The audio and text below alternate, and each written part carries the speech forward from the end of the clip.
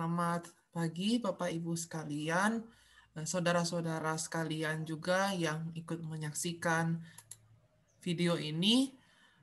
Yang terhormat pemerintah Desa Giripurno beserta jajarannya, yang terhormat juga rekan-rekan pengurus Lembaga Pemberdayaan Pemuda di Desa Giripurno. Terima kasih atas kesempatan untuk berbicara kepada saudara-saudara pada saat ini.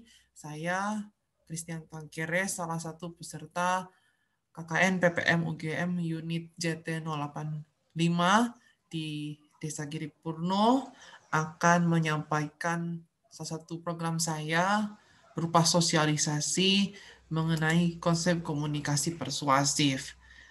Materi ini secara khusus disusun untuk meningkatkan keahlian komunikasi persuasif di antara anak-anak muda yang ada di Desa Giripurno. Dengan demikian, kami berharap bahwa anak-anak muda, baik pemuda-pemudi yang ada di Desa Giripurno, mampu memiliki keahlian untuk mengkomunikasikan ide dan gagasan mereka yang bermanfaat bagi masyarakat dengan persuasif. Nah, mari kita akan mulai masuk ke dalam pembahasan. Jadi, presentasi saya pada saat ini akan diawali dengan pendahuluan. Kemudian kita akan membahas 3 komponen dari komunikasi persuasif, yaitu komponen etika atau etos, kemudian komponen emosi atau patos, dan kemudian komponen logika atau logos.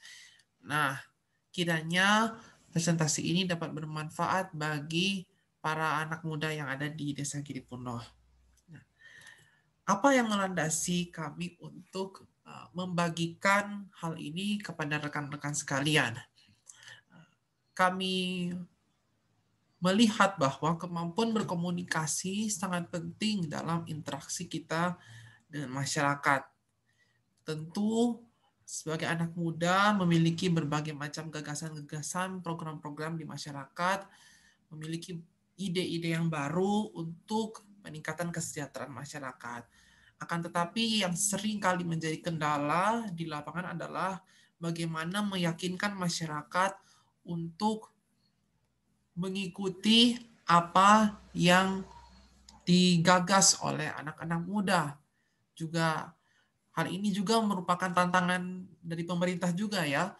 Bagaimana pemerintah bisa mengajak masyarakat untuk mendukung program-program dari pemerintah desa misalnya. Oleh karena itu, kita perlu menguasai kemampuan untuk berkomunikasi, untuk mengajak masyarakat mengikuti apa yang kita usulkan kepada mereka.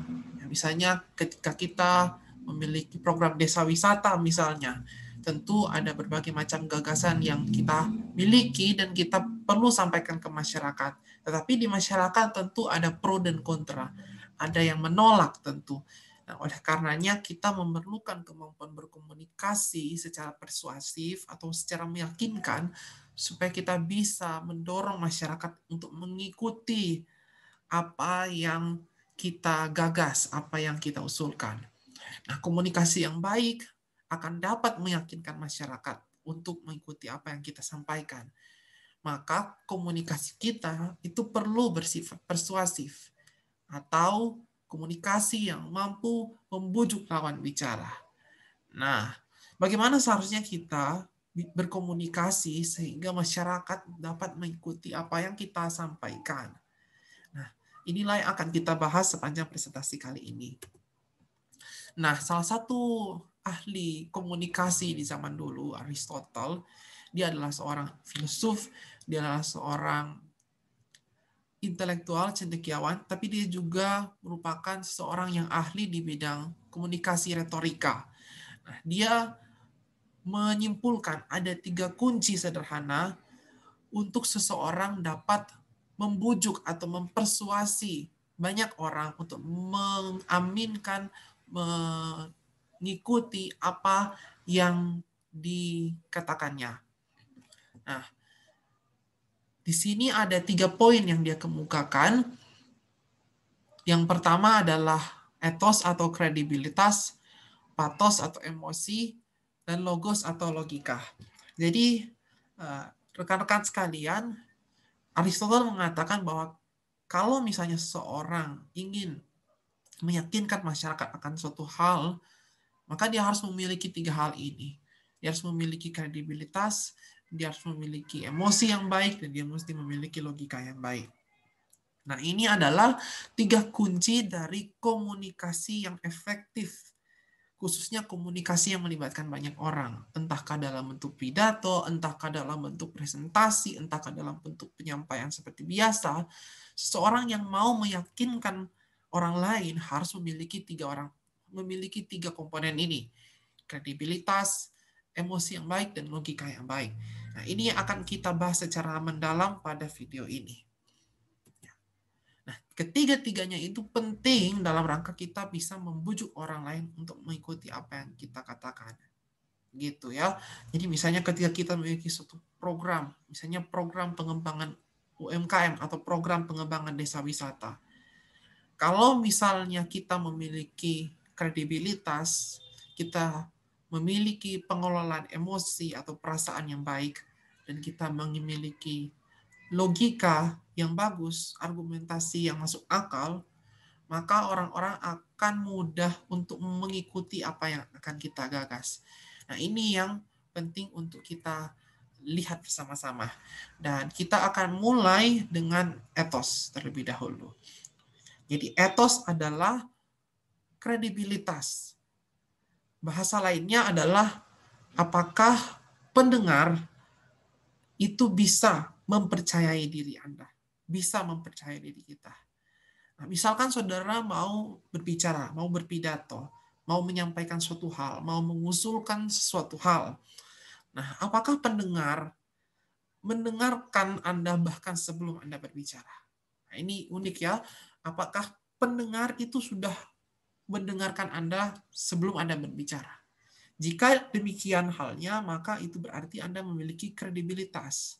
Karena pendengar yang akan mendengarkan Anda benar-benar menaruh perhatian pada apa yang akan Anda sampaikan. Sehingga bahkan sebelum Anda berbicara pun, dia sudah memperhatikan Anda.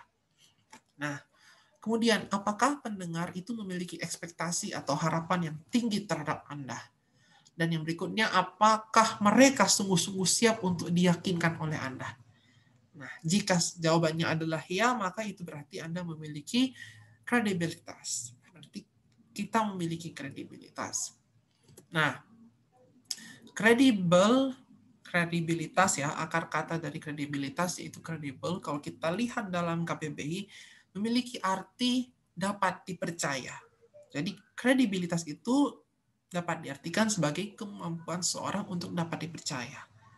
Jadi etos, yang juga artinya adalah kredibilitas, itu memiliki pengertian sebagai suatu kemampuan dari pembicara untuk dapat dipercaya oleh orang yang mendengarkan atau pendengar. Nah, seseorang dengan etos yang tinggi akan didengar oleh pendengar, dan segala yang disampaikannya akan dianggap penting oleh pendengar. Oleh karena itulah mengapa penting sekali kita memiliki yang namanya etos atau kredibilitas. Nah, etos itu berasal dari mana? Ada 4 komponen yang disampaikan oleh Aristoteles. Pertama, kepercayaan. Yang kedua, kesamaan. Yang ketiga, reputasi. Dan yang keempat adalah otoritas. Kita akan bahas satu-satu ya. Nah, sumber pertama adalah kepercayaan. Pembicara akan mendapatkan kepercayaan dari pendengar jika pendengar meyakini bahwa pembicara adalah sosok yang jujur, bermoral atau beretika, baik dan murah hati. Nah, kepercayaan itu berhubungan dengan karakter atau moral seseorang. Jadi jika saudara adalah seorang yang berkarakter yang baik, seorang yang dikenal jujur di tengah-tengah masyarakat, seorang yang dikenal murah hati, maka saudara berarti memiliki kepercayaan yang tinggi dari masyarakat dan karenanya memiliki etos yang tinggi. Nah, tentu ini merupakan awal yang bagus bagi kita sekalian ya, yang ingin menyampaikan sesuatu pada masyarakat. Tentu kita pun hanya mau mendengarkan sesuatu dari orang yang kita anggap pasti berniat baik. Nah, itu juga yang dialami oleh pendengar, begitu. Nah, kemudian apa yang dimaksudkan dengan kesamaan? Jadi selain kepercayaan, sumber lainnya adalah kesamaan. Yang dimaksud di sini adalah pendengar itu lebih mendengar pembicara dengan kesamaan karakteristik dengan mereka, begitu. Atau pembicara yang mampu mengidentifikasikan diri dengan pendengar. Jadi seorang pembicara itu akan mendapatkan etos yang tinggi ketika dia itu mampu mengidentifikasikan dirinya dengan pendengar.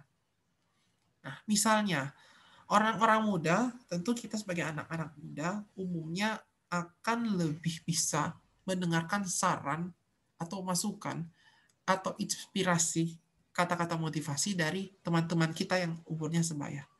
Kenapa? Karena mereka berasal dari latar belakang yang sama, memiliki usia yang hampir-hampir mirip begitu, dan sama-sama pemuda atau pemudi.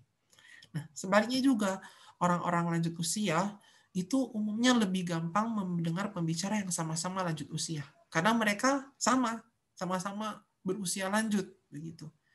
Kalaupun seseorang pembicara itu misalnya masih muda, orang-orang lanjut usia ini masih bisa juga mendengarkan pembicara muda ini jika pemuda tersebut mampu berbicara dengan sopan dan tertata. Kenapa? Karena kemampuan berbicara sopan dan tertata itu sangat dihargai oleh orang-orang yang berusia lanjut. Tentu kita tahu bahwa orang-orang yang berusia lanjut itu orang tua kita tentu memiliki tata krama berbicara yang umumnya lebih resmi, lebih sopan begitu ya. Sehingga ketika seseorang datang menghampiri mereka, berbicara dengan mereka dengan bahasa yang lebih sopan dan lebih tertata, maka meskipun orang ini adalah orang lebih muda, maka dia dapat mengidentifikasi diri dengan orang-orang yang berusia lanjut karena gaya berbicaranya itu sama dengan orang-orang yang berusia lanjut. Nah, ini yang menjadi dasar mengapa gaya bicara kita kepada pendengar itu sangat-sangat penting ya. Kita perlu menyesuaikan gaya bicara kita sesuai dengan siapa pendengar kita, seperti itu. Diupayakan mirip. Kalau misalnya kita berjumpa dengan anak-anak muda yang gayanya lebih santai, lebih bebas, lebih informal, maka tentu kita bisa menunjukkan bahwa kita sama dengan mereka dengan cara komunikasi kita yang lebih santai, yang lebih lepas pula. Jadi seperti itu yang dimaksud dengan kesamaan. Dan jika kita mampu menunjukkan bahwa diri kita sama dengan mereka, diri kita identik dengan mereka, maka kita akan mendapatkan persepsi etos yang lebih tinggi. Nah, yang berikutnya adalah reputasi. Nah, reputasi itu berbicara mengenai seberapa ahli si pembicara dalam topik yang ia sampaikan. Misalnya dalam suatu pelatihan untuk usaha kecil dan menengah. Tentu para peserta pelatihan akan lebih mendengarkan seseorang pembicara yang punya latar belakang sebagai pengusaha sukses ketimbang pembicara yang tidak memiliki latar belakang tersebut. Kenapa? Karena pembicara tersebut memiliki dalam tanda kutip reputasi, memiliki dalam tanda petik pengalaman, memiliki ya pengalaman yang lebih meyakinkan ya, karena dia adalah seorang pengusaha, dia yang terjun di dalam dunia usaha, dia tahu seluk-beluk dunia usaha, sehingga ketika kita misalnya para peserta pelatihan itu mau bertanya kepada pengusaha tersebut yang berbicara, dia mampu untuk menjelaskan segala hal yang berkaitan dengan dunia usaha dan mampu menjawab pertanyaan dengan baik. Nah, oleh karenanya reputasi atau misalnya reputasi ini boleh dikatakan sebagai pengalaman atau pendidikan atau pelatihan yang dia peroleh ya atau keahlian itu penting begitu ya. Penting sekali bagi kita untuk menunjukkan bahwa kita ahli di bidang tertentu. Begitu. Jadi kalau misalnya kita tidak menunjukkan bahwa kita adalah seorang yang ahli di bidangnya, maka reputasi kita rendah dan artinya etos yang kita miliki pun rendah. Nah, yang keempat, yang sumber yang terakhir dari etos adalah otoritas. Otoritas itu berbicara mengenai kemampuan berbicara untuk bisa dilihat sebagai pemimpin oleh para pendengar.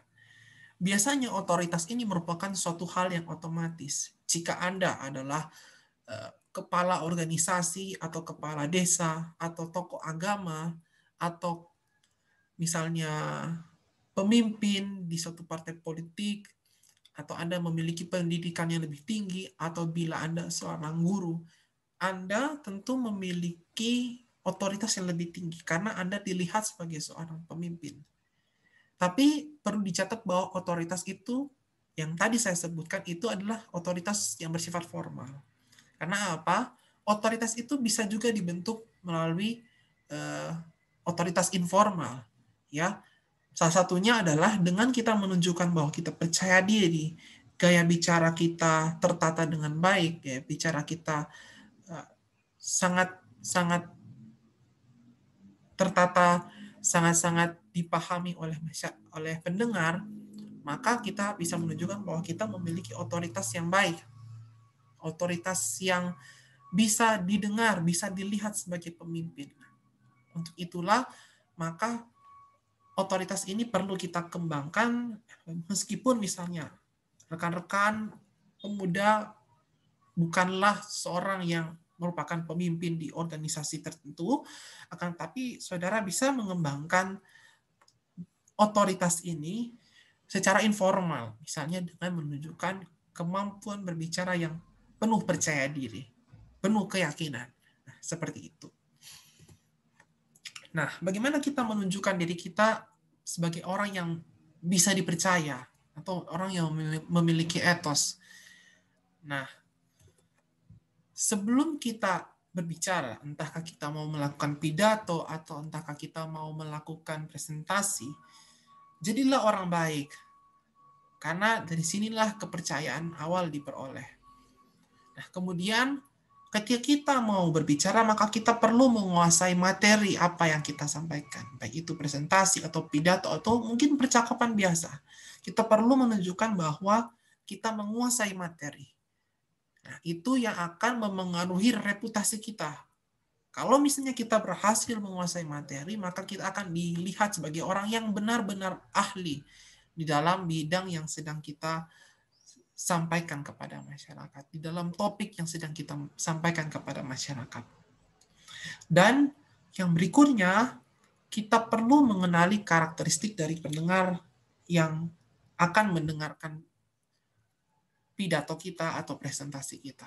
Jadi kalau misalnya kita mau melakukan presentasi, mau meyakinkan misalnya para penduduk berusia lanjut mengenai misalnya program-program yang akan rekan-rekan pemuda lakukan, misalnya program desa wisata atau program pengembangan UKM.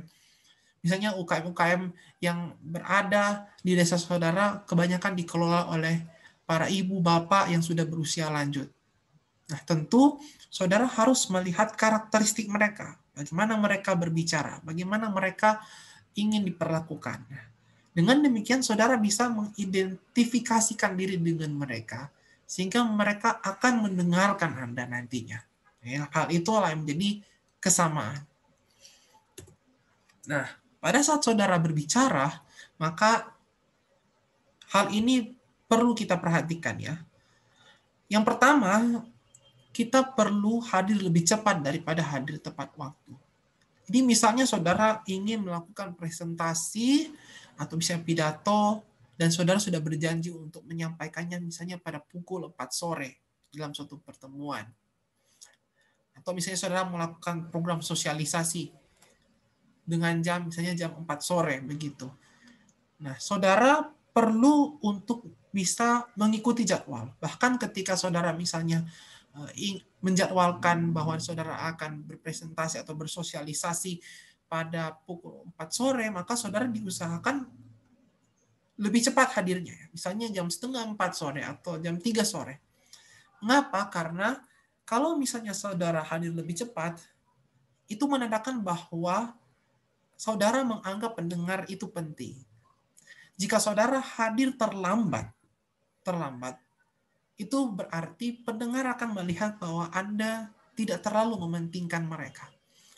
Anda menyepelekan mereka. Oleh karena itulah hal-hal sederhana seperti hadir lebih cepat daripada waktu yang ditentukan itu penting, karena itu mengkomunikasikan pesan yang kuat bahwa Anda memandang para pendengar Anda itu berharga. Nah, yang kemudian gunakan bahasa yang familiar dengan pendengar supaya pendengar dapat menganggap pembicara itu sama dengan mereka. Kembali ke poin kesamaan tadi. Nah, kemudian ketika saudara berbicara dan saudara menyampaikan argumentasi saudara, gunakanlah referensi yang bisa dipercaya.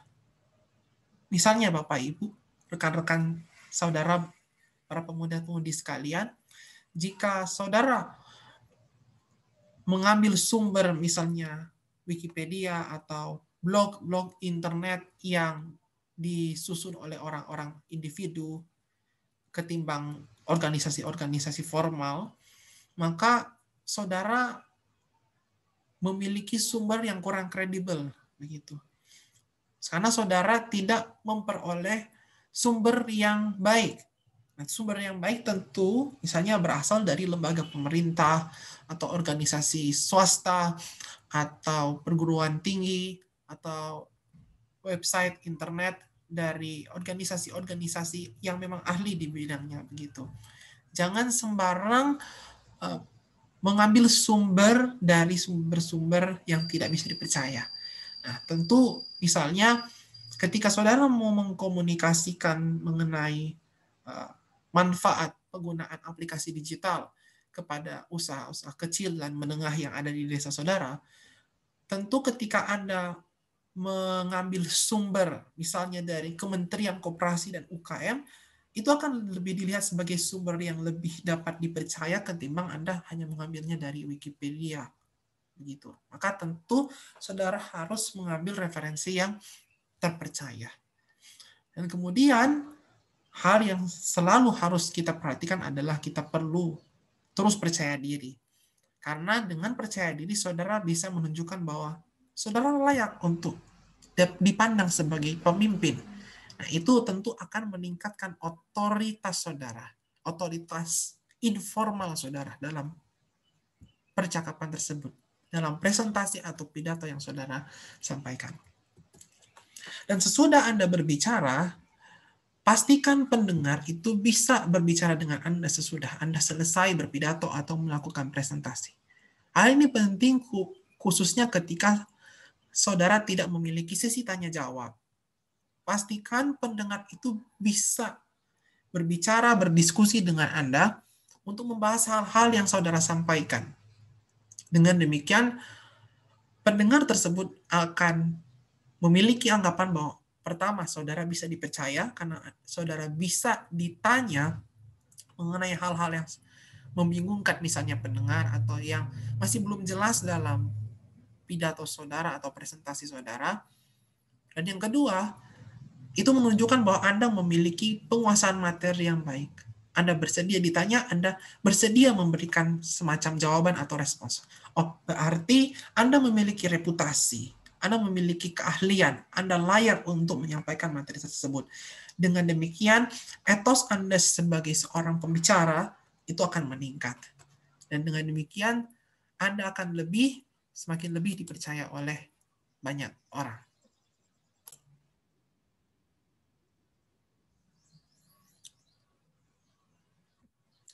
Baik, rekan-rekan sekalian, Bapak Ibu sekalian, pada saat ini setelah kita membahas etos, maka kita akan mulai membahas yang namanya patos. Patos itu terkait dengan bagaimana kita membangun ikatan emosi dengan pendengar. Nah, ini yang akan kita bahas berikutnya. Nah, mengapa kita perlu memperhatikan aspek emosi dalam kemampuan kita berkomunikasi dengan banyak orang? Yang perlu kita ingat adalah manusia itu cenderung lebih mudah melakukan sesuatu jika digerakkan oleh emosi.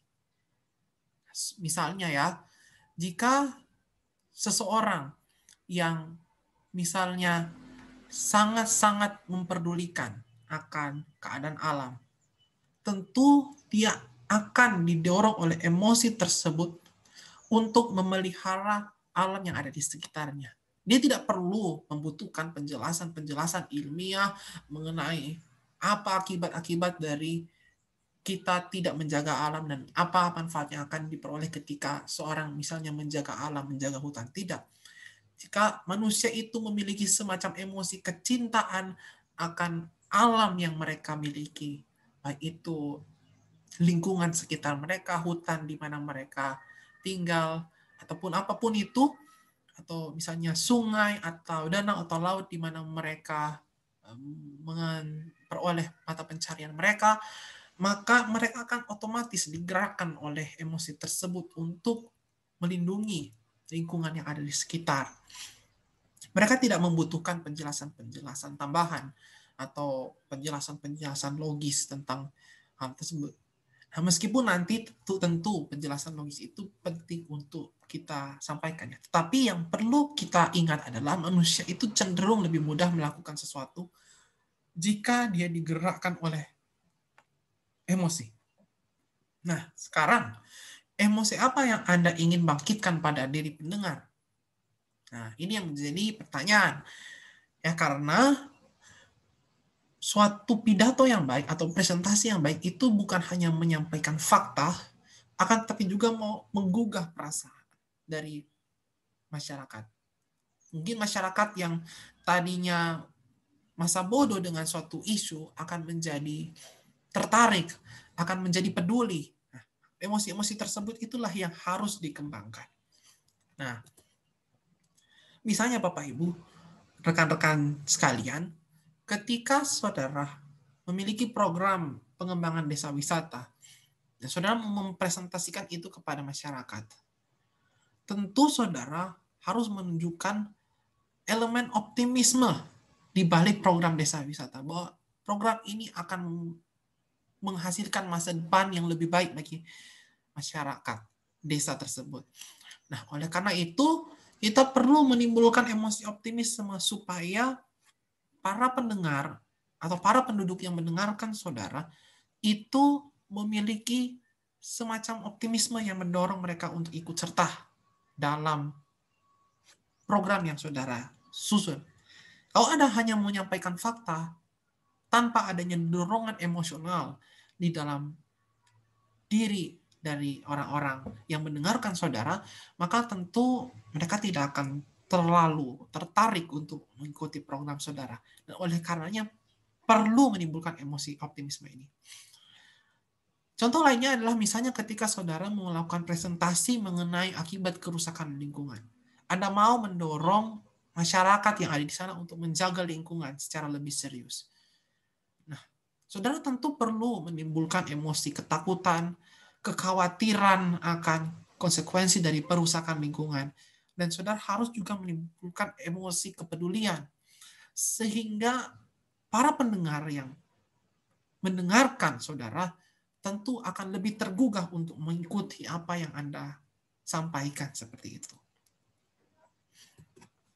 Nah, mengembangkan emosi atau perasaan pendengar sedemikian rupa akan memotivasi mereka untuk bertindak sesuai dengan ajakan kita.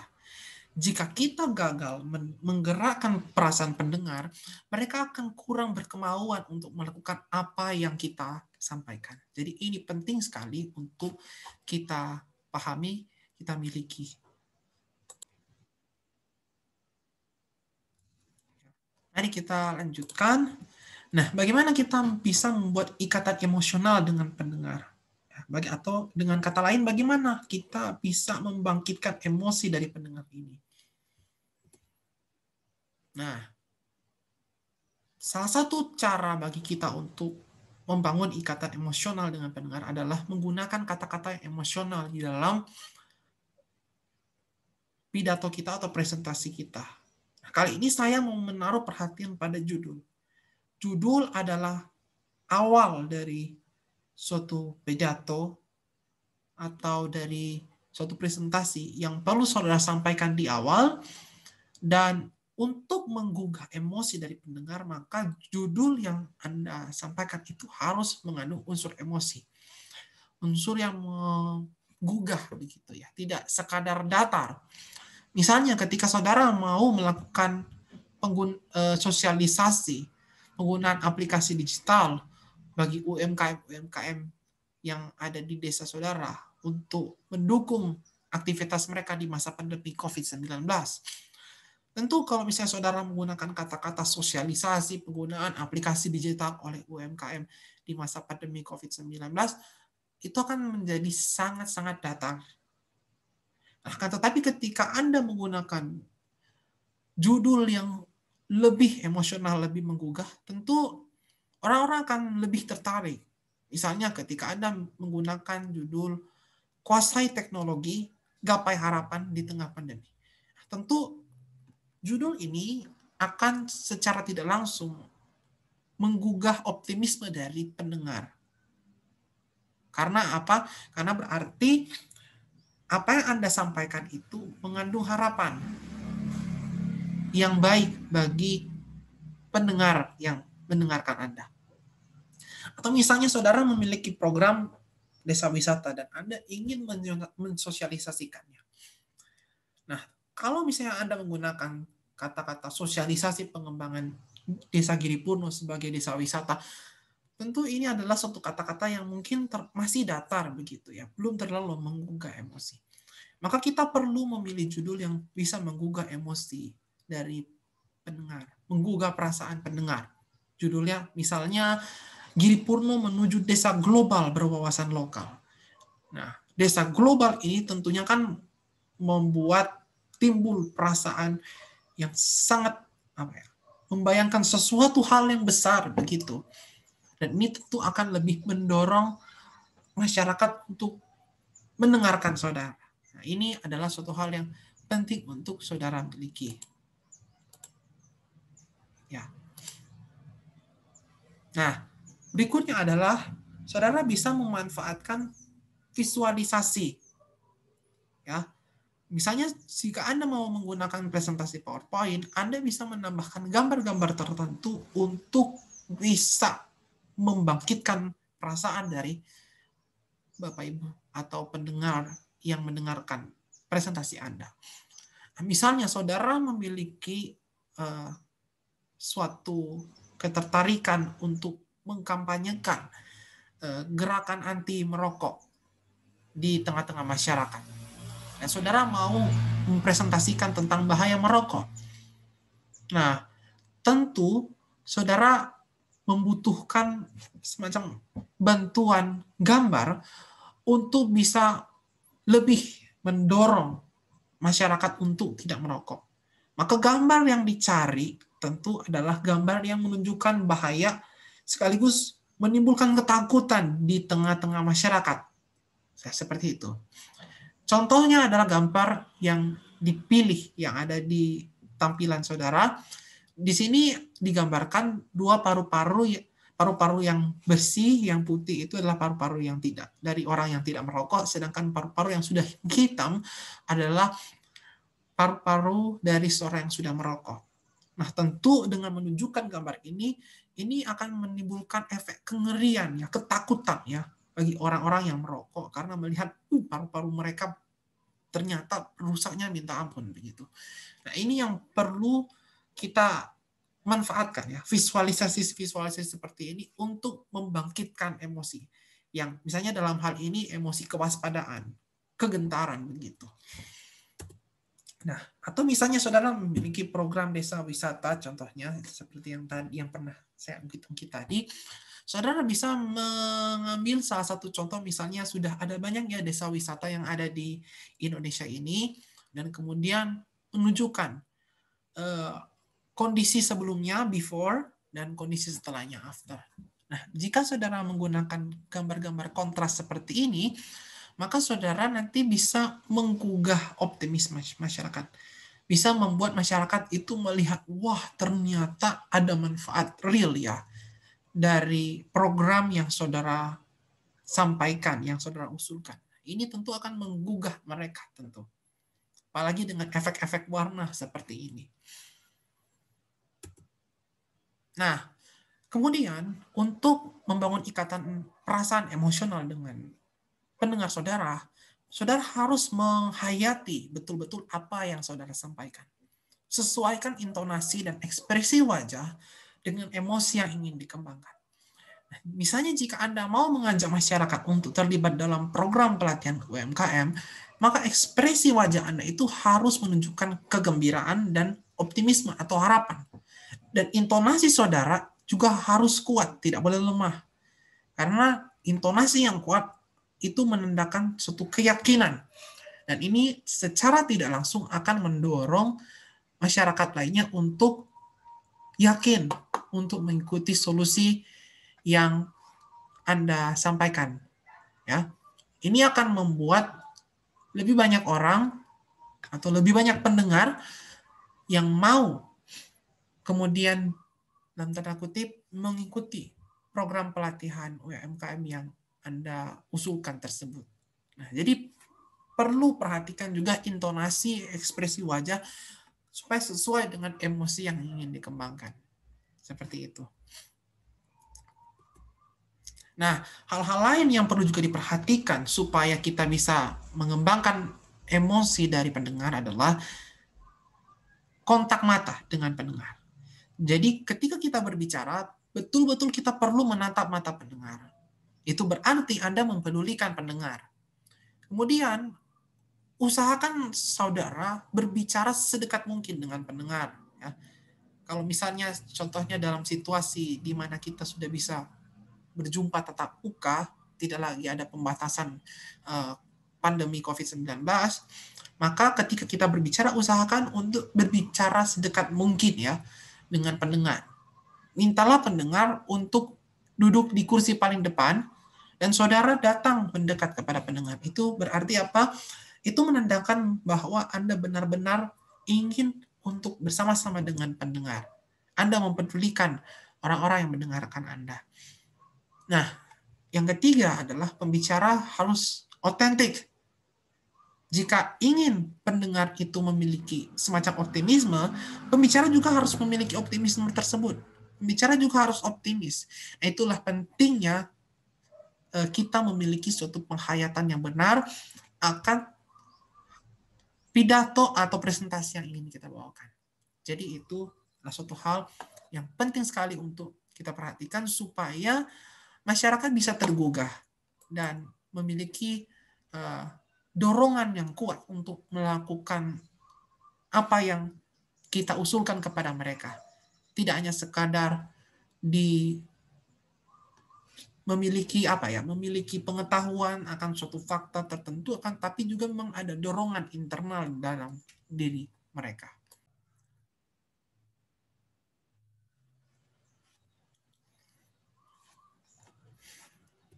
Ya.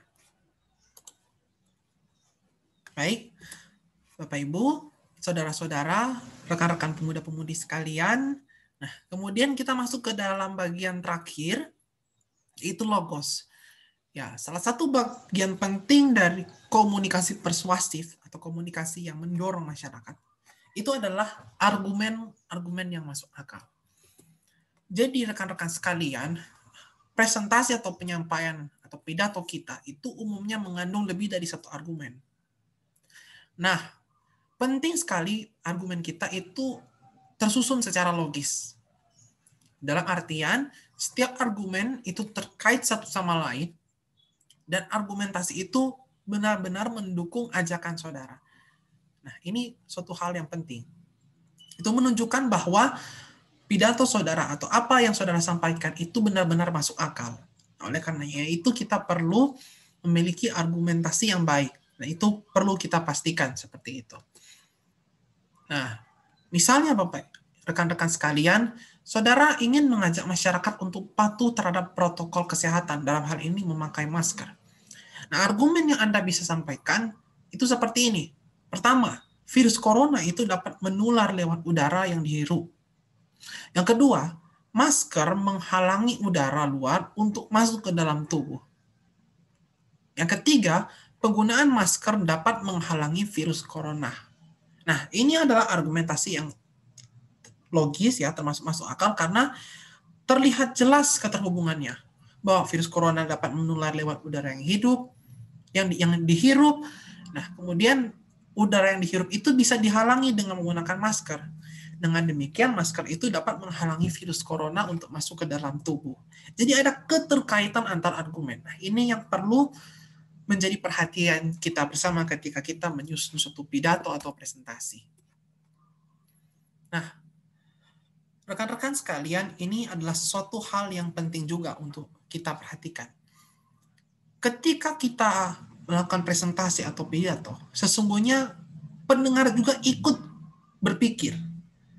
Nah, ketika pendengar berpikir bahwa apa yang disampaikan oleh pidato Anda itu tidak masuk akal atau tidak sesuai dengan apa yang dia alami atau apa yang dia rasakan, maka dia bisa menyanggah.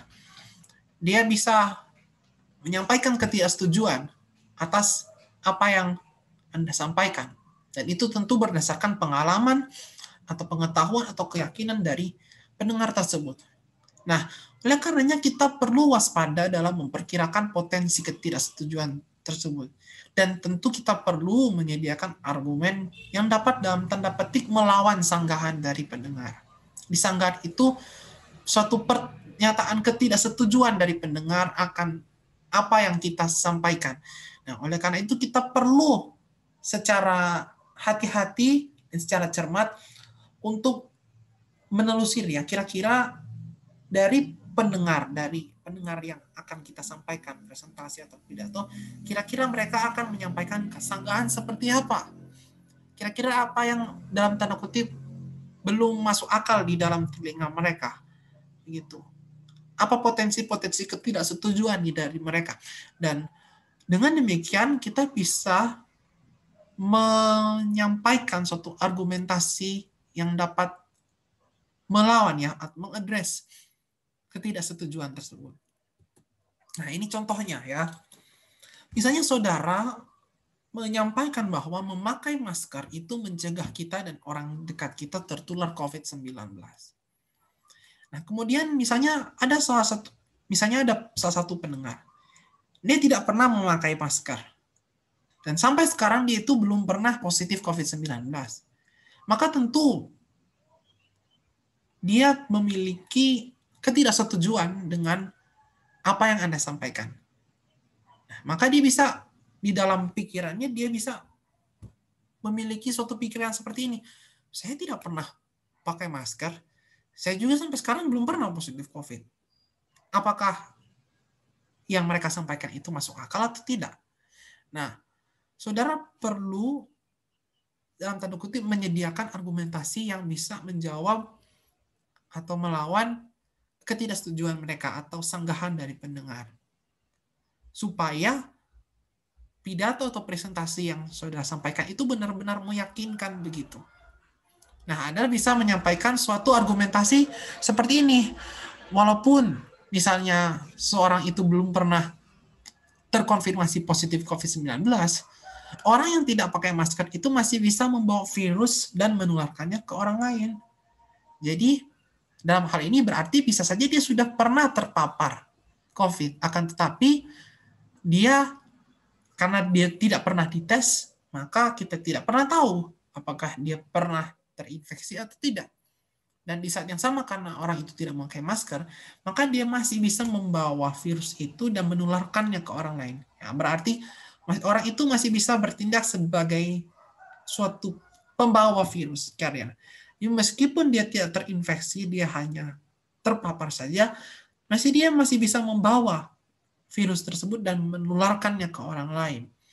Dan itu berarti bisa saja orang-orang yang terkonfirmasi positif COVID-19 itu memperoleh virus dari kita yang tidak pernah memakai masker dan yang belum pernah terkena positif COVID, yang belum pernah positif COVID-19.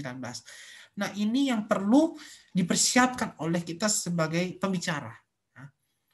Karena apa? Biasanya sanggahan dari pendengar itu didasarkan oleh pengalaman pendengar itu di masa lalu. Nah, ini yang perlu kita waspadai dan ini yang perlu kita baca dari pendengar. Nah, bagaimana kita bisa membuat argumentasi yang masuk akal ya, yang memenuhi unsur logos atau logika. Nah, yang pertama, argumentasi yang logis di mata pendengar itu adalah argumen yang pertama-tama mudah dipahami. Oleh karena itu, supaya kita bisa menunjukkan argumen kita itu masuk akal bagi pendengar, maka pendengar itu harus mudah memahami argumen kita. Oleh karena itulah kita perlu menggunakan bahasa yang sederhana dan mudah dipahami. Kalau bisa, akan lebih bagus lagi kita menggunakan bahasa sehari-hari dari pendengar. Dan yang kedua, pastikan argumentasi kita itu berurutan dan rapih. Begitu. Gunakan diagram bila perlu untuk menunjukkan urutan argumen. Misalnya seperti diagram yang saya tunjukkan tadi. Ini ada urutan dari argumentasi kita, kemudian ada argumentasi lawan, dan kemudian jawaban balasannya.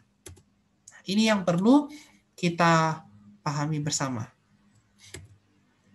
Nah, kemudian buat argumen yang masuk akal bagi pendengar. Kita perlu mendeteksi membaca kemungkinan sanggahan dari penduduk. Nah, ini kita bisa lihat dari bagaimana pengalaman dari penduduk desa setempat yang akan mendengarkan kita. Karena umumnya pendengar kita akan berasal tentu dari penduduk desa setempat ya kalau kita melakukan sosialisasi program. Nah, kemudian bawa sanggahan tersebut dalam pidato presentasi Anda dan sediakan argumen yang membatalkan sanggahan tersebut. Jadi, angkat sanggahan tersebut, angkat potensi sanggahan tersebut. Jadi, di dalam pidato atau misalnya presentasi saudara harus secara eksplisit menyampaikan sanggahan tersebut. Sebagai contoh ya tadi, misalnya Anda ingin menyampaikan penggunaan masker untuk mengurangi risiko penularan COVID-19. Nah, saudara bisa memasukkan sanggahan tersebut.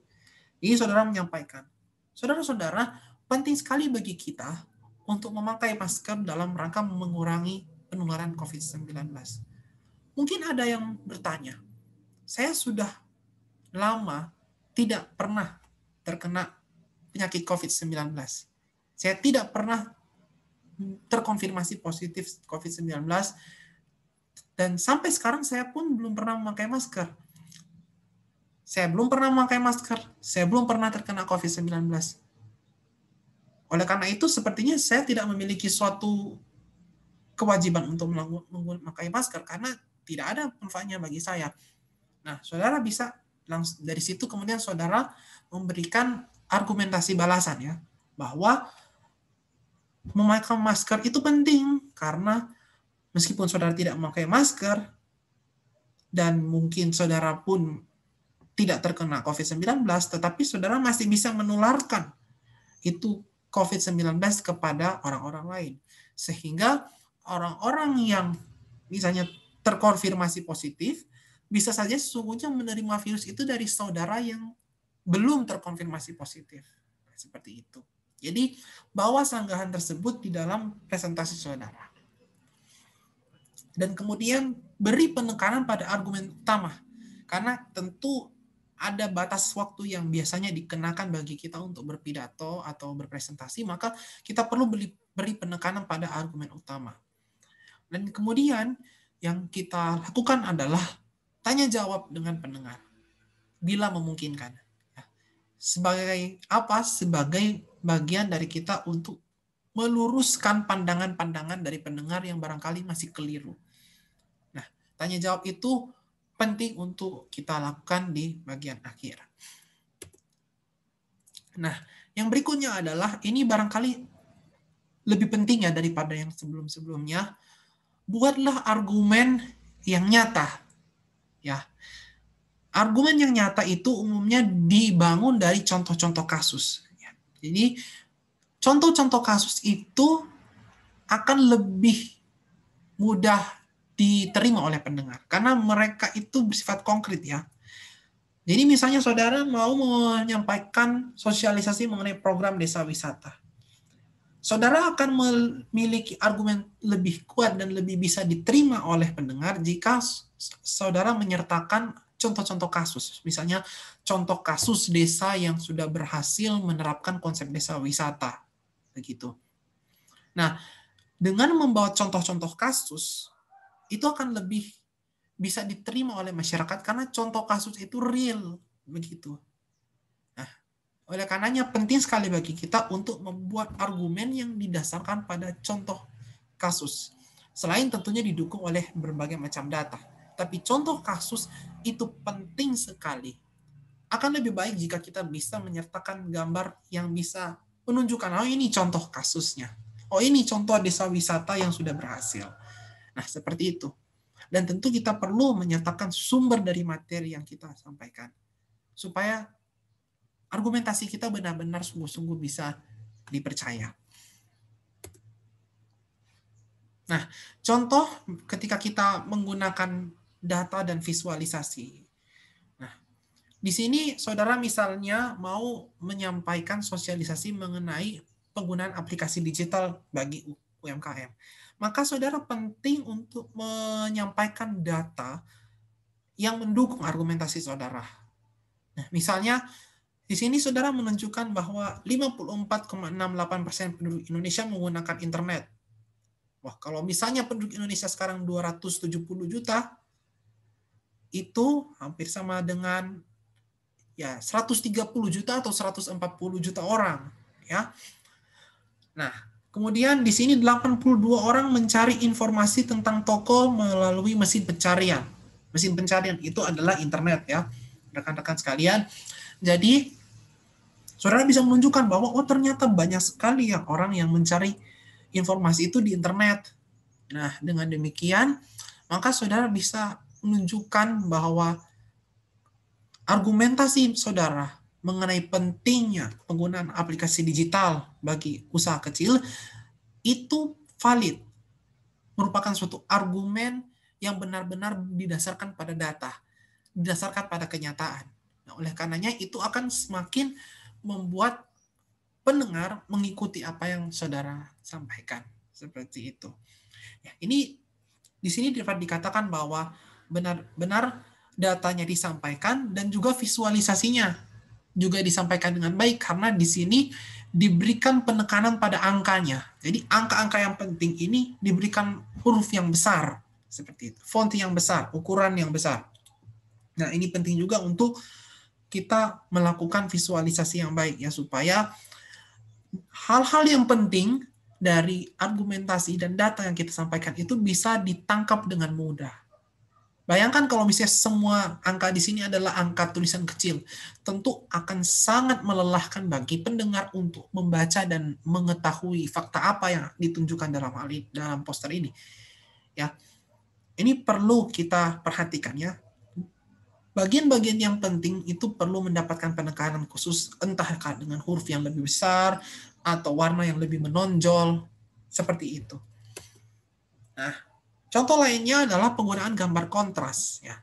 Misalnya saudara mau mengkomunikasikan manfaat dari membuang sampah pada tempatnya. Saudara menunjukkan suatu contoh kasus di suatu kota di mana masyarakatnya kemudian secara sukarela membuang sampah pada tempatnya, begitu.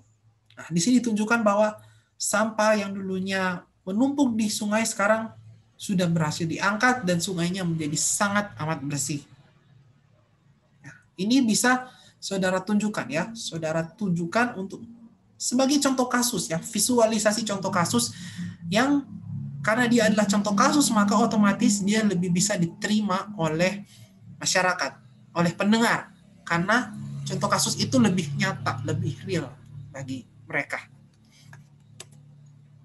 Ya, demikian rekan-rekan sekalian sosialisasi atau mini seminar ini. Berikutnya saya akan menyampaikan mengenai penggunaan Microsoft PowerPoint yang tepat yang akan mendukung presentasi saudara.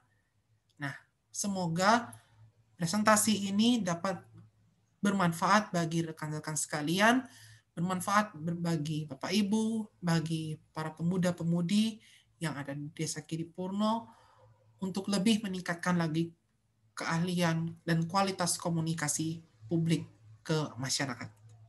Terima kasih. Selamat pagi.